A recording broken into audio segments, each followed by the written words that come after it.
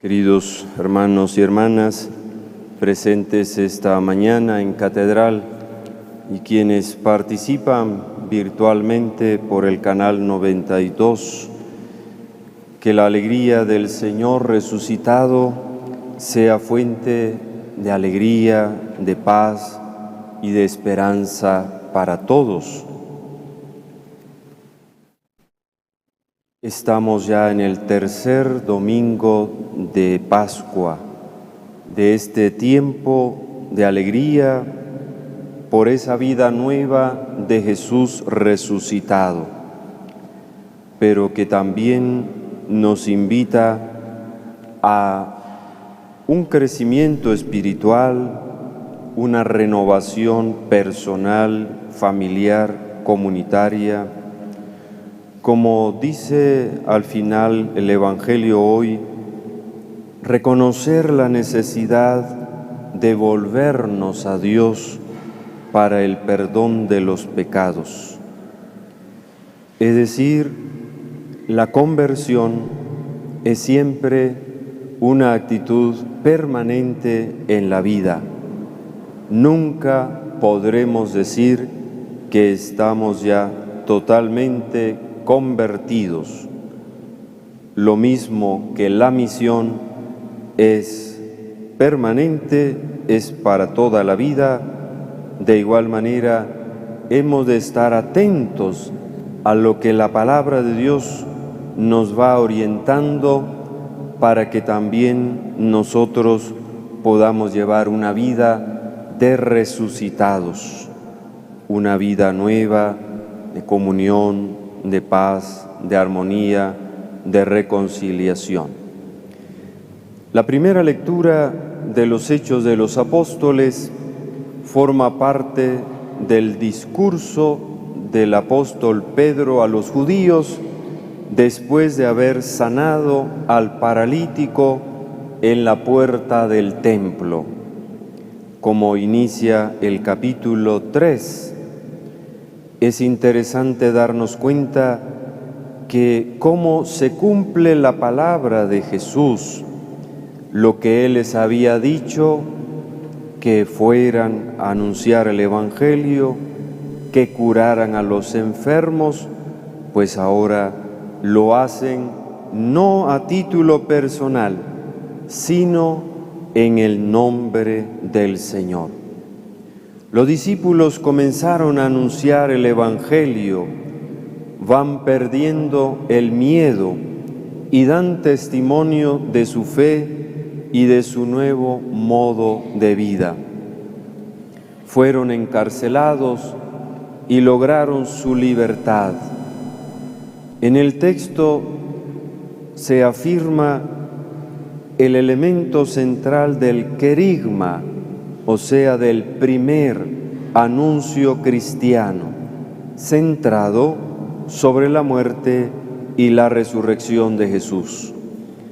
Como dice el discurso, han dado muerte al autor de la vida, pero Dios lo resucitó de entre los muertos y de ello nosotros somos testigos.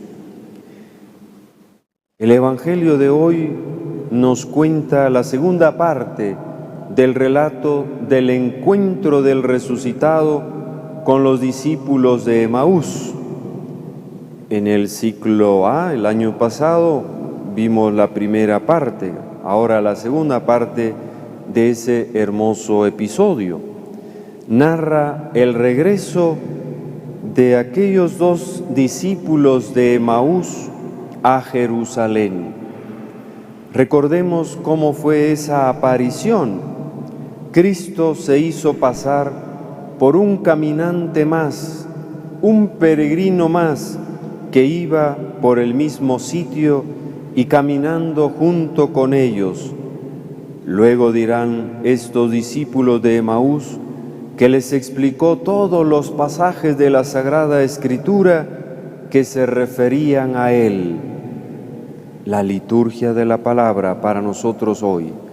Luego accedió a quedarse con ellos y cuando estaba en la mesa tomó un pan, pronunció la bendición, lo partió y se lo dio. Lo que hoy es para nosotros la liturgia eucarística. Fue en ese momento cuando los discípulos de Emaús lo reconocieron al partir el pan. Por eso no tenemos nosotros ahora ninguna nostalgia, por ejemplo, de decir qué dichosos fueron María Magdalena, los apóstoles, Pablo, a quienes el Señor se les apareció vivo y glorioso, porque en cada Eucaristía nosotros tenemos la posibilidad de tener ese encuentro personal con el Señor. Es Él quien nos ha hablado en el Evangelio, y es Él quien se va a ofrecer y a entregar por nosotros y por nuestra salvación. Con las huellas de la muerte, la insistencia de Jesús de que vean sus llagas, la insistencia de Jesús de comer con ellos, son elementos que se emplea el evangelista para decirnos que ese mismo Jesús resucitado y glorioso es aquel que había sido crucificado y había muerto en la cruz y había sido sepultado. Es el mismo Jesús. Con esas huellas de la muerte, Jesús sorprende a los apóstoles en su trabajo cotidiano, que era la pesca. Les invita a comer como signo de vida, de comunión, de fraternidad. Esta invitación de vengan y coman nos cuestiona también e interpela hoy a nosotros si compartimos lo que somos y tenemos con los más necesitados. Vemos cómo la resurrección de Jesús cambia la vida y el horizonte de sus apóstoles. La resurrección de Jesús también da una identidad definitiva a la comunidad cristiana. Ahora la causa de Jesús les apasiona, les fascina. Están convencidos que de verdad Jesús ha resucitado y vive, y logran dar un sentido a su vida que se va a concretar en ese anuncio apasionado del Evangelio.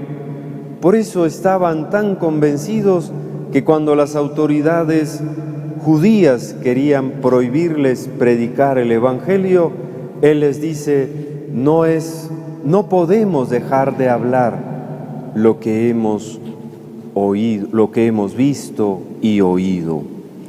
De esa manera también nosotros hemos de dar testimonio de Cristo resucitado. Los discípulos pasan del miedo inicial a la escucha de la palabra de Jesús. Es una palabra que les da paz, serenidad. Es una palabra que los conforta y les da confianza, les llena de valentía.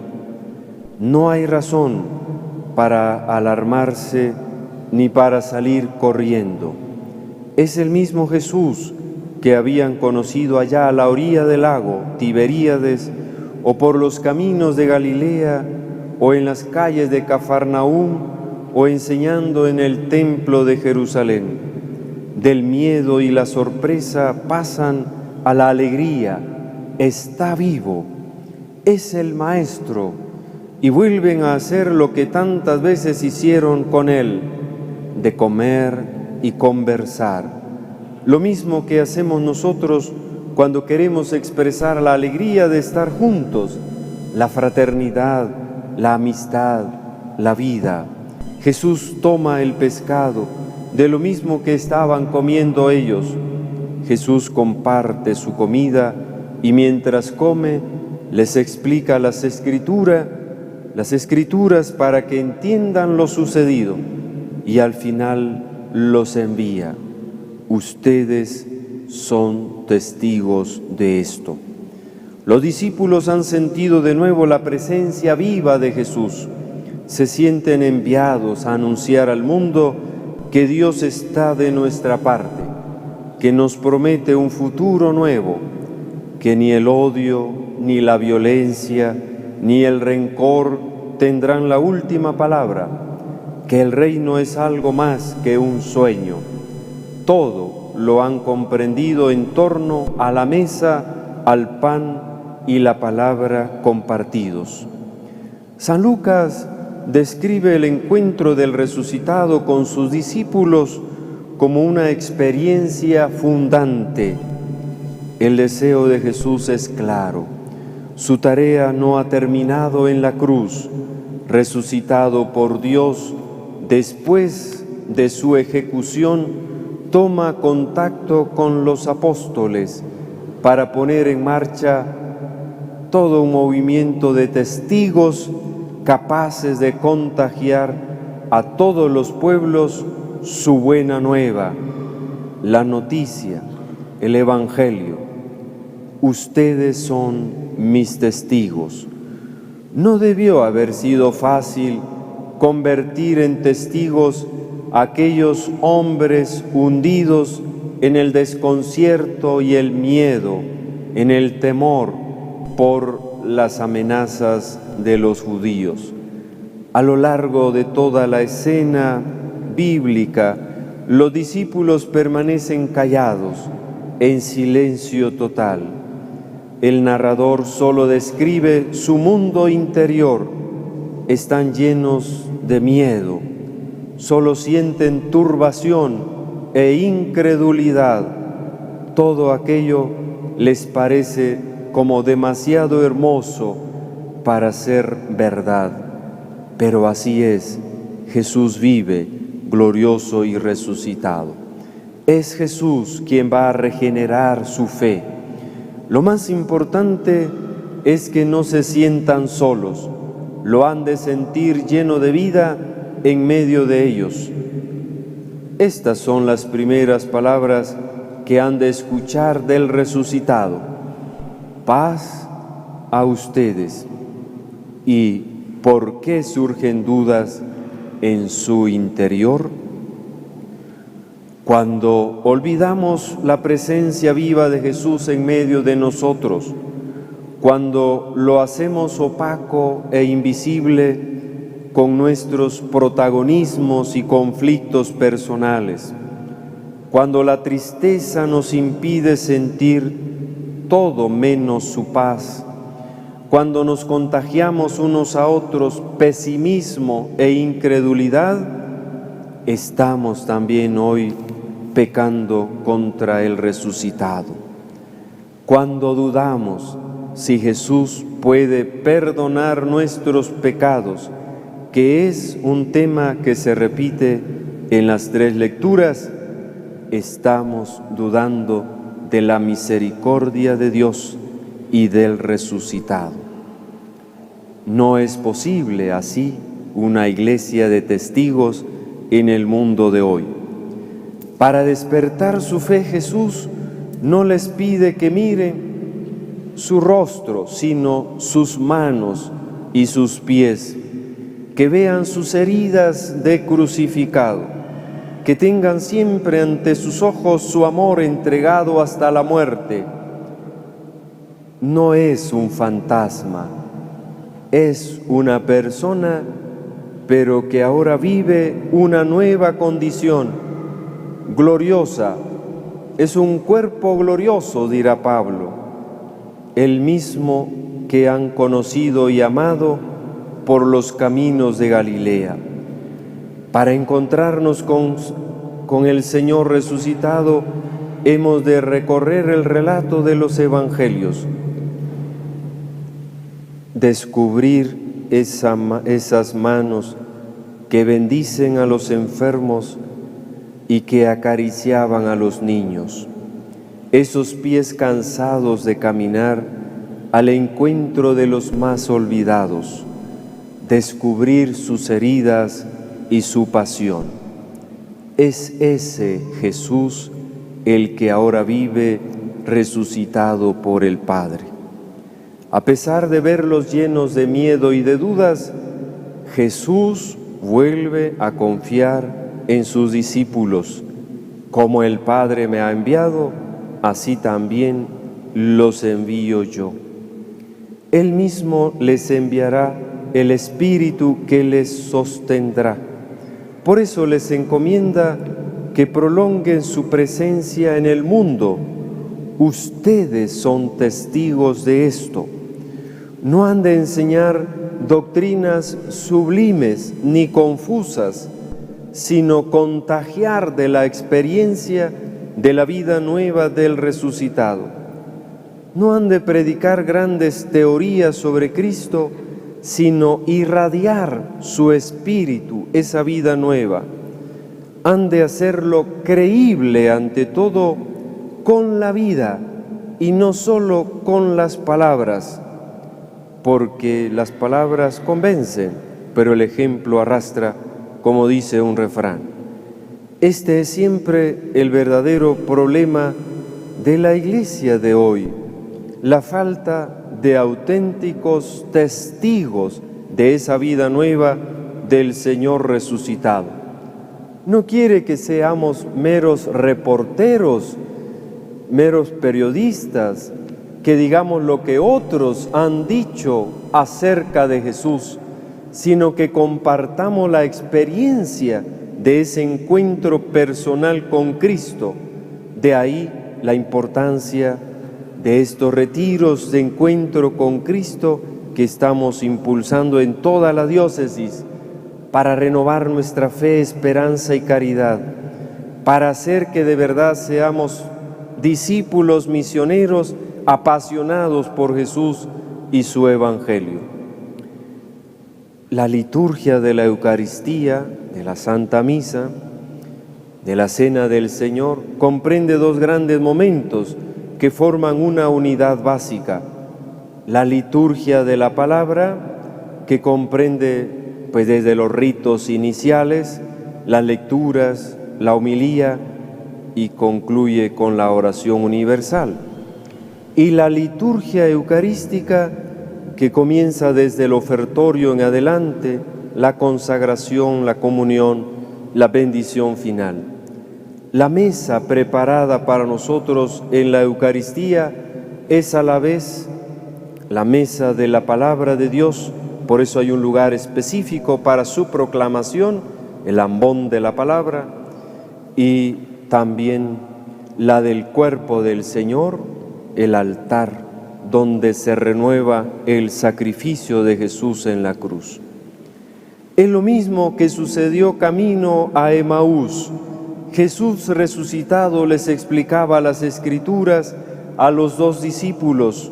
Luego, sentándose a la mesa con ellos, tomó el pan, pronunció la bendición, lo partió y se lo dio, que nos recuerda los primeros 35 versículos de este capítulo 24 de San Lucas, que les invito al llegar a su casa de revivirlo, reactualizarlo, meditarlo, porque es más claro y específico que la segunda parte que hemos escuchado hoy.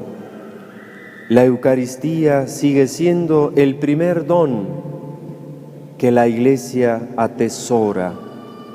Ya no es el momento dramático del Jueves Santo. Ahora hemos experimentado la resurrección de Jesús y su presencia se hace real en el pan bendito y compartido y en la palabra escuchada que nos llega al corazón. Cada domingo, cada día que se celebra la Eucaristía, se actualiza ese milagro de la presencia real de Jesús entre nosotros. Experimentamos, y ojalá que sea así, pero es desde la fe que podemos dar testimonio que Jesús vive. Y salimos al mundo, salimos a la calle, dispuestos, ojalá, a ser testigos del Dios de la vida, del Dios que vence a la muerte y nos invita a vivir, a relacionarnos con los demás de una forma nueva, no como enemigos con quien tenemos algunas diferencias, sino como prójimo, como hermano, hermana en Cristo Jesús, porque también desde el bautismo somos templos vivos del Espíritu que muchas veces solemos olvidar. Que esta Eucaristía reafirme pues nuestra fe en Jesús resucitado y que seamos también nosotros defensores y promotores de la vida en todos los ámbitos, no solo de la vida humana, indudablemente la más importante, pero también en armonía y en comunión con la vida animal y la vida vegetal, en este periodo de este verano tan serio, con tantos incendios forestales que son signo de muerte y no de vida. Que seamos más responsables de ser esos custodios, guardianes, defensores de la casa común, como llama el Papa Francisco, al planeta Tierra, y no depredadores del planeta Tierra que pondrá en peligro la misma vida humana y la vida animal. Recordemos aquel lema: salvemos la naturaleza y la naturaleza nos salvará a nosotros. Que así sea.